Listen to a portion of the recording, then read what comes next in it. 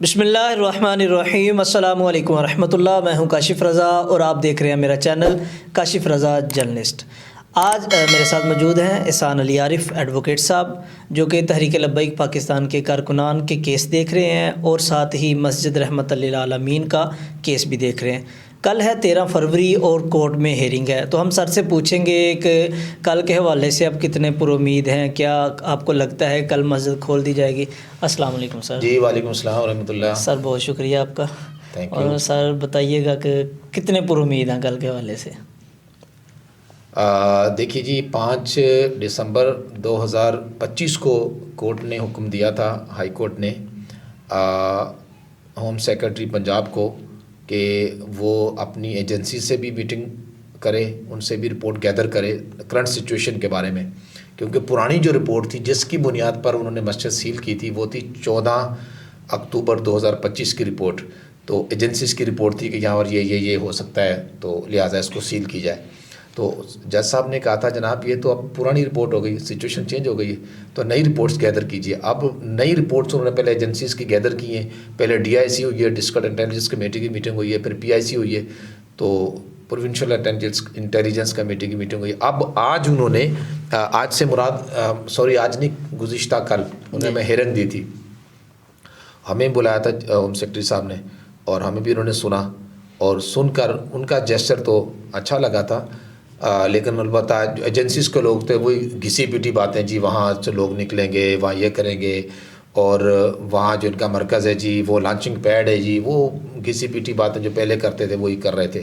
لیکن home secretary صاحب کا جیسچر اچھا تھا۔ میں نے کہا جی دیکھیں اللہ کا گھر ہے، اسے کھلنا چاہیے، رمضان قریب ہے، ہم سب مسلمان ہیں، اور جتنے لوگ بیٹھے ہیں اس میں ایجنسیز کے لوگ تھے، DC کے وہ لوگ تھے، محکمہ اوقاف کے لوگ تھے، پولیس کے لوگ تھے، تو میں نے کہا جی سارے مسلمان ہیں، میری تو ہمیں سب کو کوشش کرنی چاہیے کہ اللہ کا گھر کھل جائے۔ تو سب نے اس کی تائید کی کہ احسان صاحب نے بڑی اچھی بات کی ہے۔ تو چونکہ میں تو پہلے دن سے ہی اس کے حق میں ہوں کہ TLP کی پروسکرپشن اور TLP کو ایز اے پولیٹیکل پارٹی مسجد کے معاملات سے علیحدہ رکھنا چاہیے۔ مسجد اللہ کا گھر ہے، اگر آپ کا معاملہ کسی پارٹی کے ساتھ ہے تو آپ اس میں اللہ کا گھر کیوں بند کرتے ہیں؟ یہ تو ظلم ہے۔ تو لہٰذا ہمیں امید ہے انشاءاللہ کہ مسجد بھی کھلے گی اور اس میں اللہ کا گھر آباد بھی ہوگا، اور انشاءاللہ حی علی الصلاۃ حی علی الفلاح کی آوازیں بھی بلند ہوں گی۔